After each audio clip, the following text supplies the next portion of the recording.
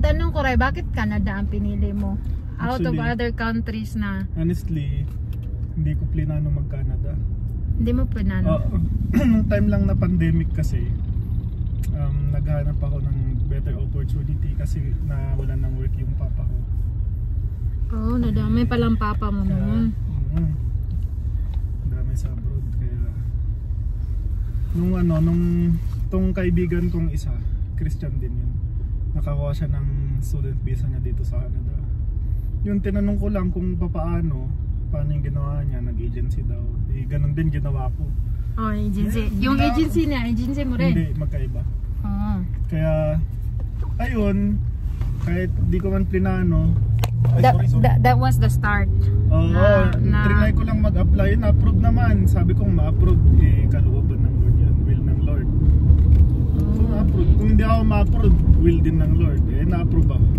So mabilis ang approval nung sa'yo? Mabilis pag estudyante. Oo, mabilis nung 20, kailan ka ba nag-apply? 2021 ng nag-launch kami application October, December. Hi guys, si Ryan pala is international student. So naka-student permit siya nung nagpunta siya ng Canada. From Baguio ka ba, Ray? Oo, Baguio. Baguio? Alam mo bang daming Baguio sa Hong Kong din, daming galing Baguio papunta dito, pero caregiver pathway naman yun. So yun yan, so hindi mo lang yun, hindi mo talaga ginusto, ay gusto ko mag-Canada, Hindi. Hindi. Pero will din talaga ng Lord kasi kita mo naman yung mga desire ko sa Philippines, sa ministry, dito lahat natupad. Yung may church, may Oo, yung magagamit ako sa church, ganyan. Talaga? Kasi yun, gusto magpagamit talaga. Dito lang lahat sa Calgary, Canada natupad. So nangyari dito? So blessing ang Canada sa'yo, blessing, parang blessing. So ang pangalawa, kailan ka graduate, right? Graduate ng college o dito sa pagka-international students? August 2022. Ako natapos. Diba ang transition nun is SP to PGWP? Oo, post-graduation work permit. Automatic ba yun, diba, Ray? Automatic yun sa permit? A-applyan mo yun.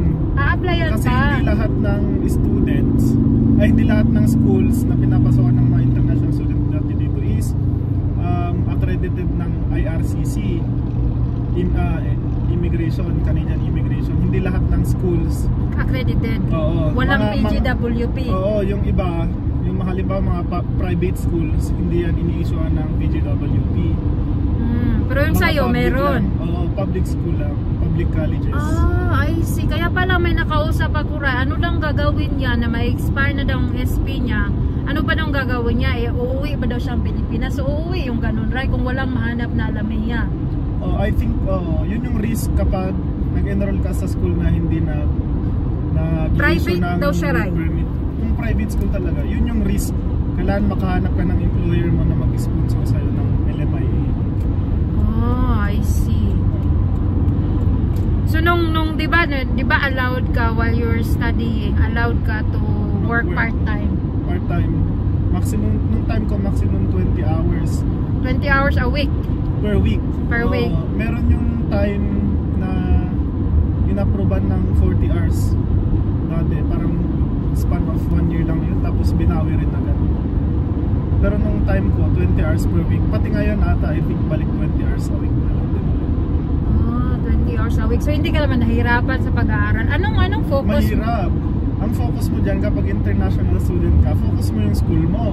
School tapos work? Oo. Hindi. Focus ka talaga sa school mo. Kasi ang laki ng tuition na binabayaran mo kapag bumagsak ka, halimbawa isang subject lang. How many semesters in 8 months? 8 months ba? 2 semesters yon. Parang 14 weeks. 1 semester dito yon. Parang 3.5 months. Tapos, magkano ang isang semester, Ray? So, average, 10,000 Canadian dollars per semester. 10,000? Around, kung i-convert mo, times 40, sabi natin 40, 800,000. Uy, nakuha man dahil. Ay, 400,000, sorry. 2 pala yung sinabi ko.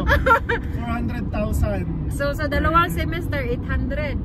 dalawang set 800. That is the tuition alone na. Tuition fee lang. Tuition fee. Tapos pang nag-POF ka ba? Nag-POF ka ba? Anong POF? Yung proof of funds na. Oo, lahat kailangan may proof of funds. How much is your proof? Before, ang requirement ng IRCC before, 10,000 Canadian dollars lang. Dapat But existing sa bank account mo. Bank account ng sponsor mo. Sponsor mo na nandito? Kasi kapag student ka, kailangan may sponsor ka. Na nandito? Not necessarily. Sponsor, siya yung mag-a-act as someone who can finance you. While sa you're study here? Mo, oo. Oh, okay. Pero it's a matter of documentation lang. Yun. So, What I read, anyone, basta immediate family mo. So, sino sa'yo, parents mo? Papa ko, tsaka yung pinsan kong boss mo. So, kibale, ang proof of funds is 10,000, ang tuition is 8,000 Canadian dollars. Before. That was before year 2022. Pero recently na-amend yan. I think that was March of 2024. Na ang show money ngayon is yung minimum more than 20,000 Canadian dollars siya eh. Ang show money?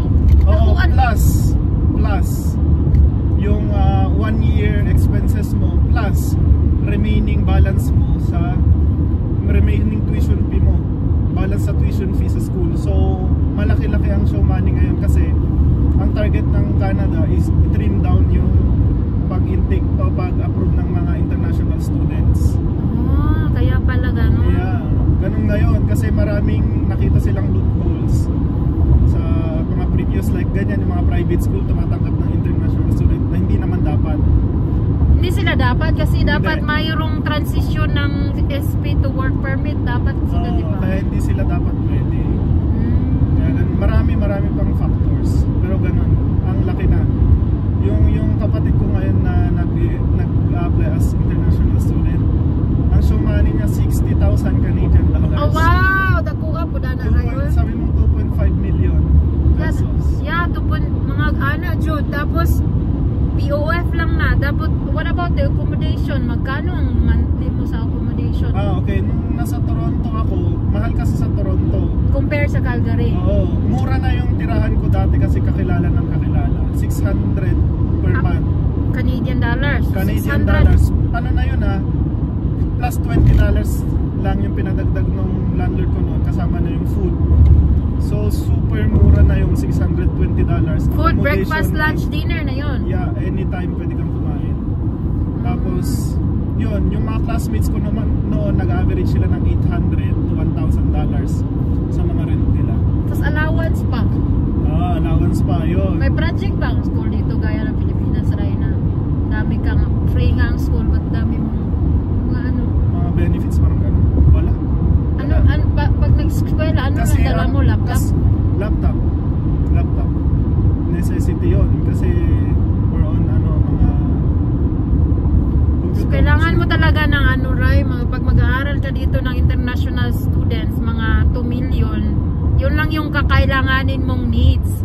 But when you land when you land Canada, yung pagkain mo, transportation mo. Kasi yung proof of fund na yun, ang purpose niyan is para mapakita na regardless kung mag-work ka o hindi, kayang-kayang i-support yung stay mo sa Canada. Wow. Kaya siya may proof of fund. Nakuha yun, mura man po. Kung wala ko entry, no? Kung halimbawa, if I don't have any like entry para secure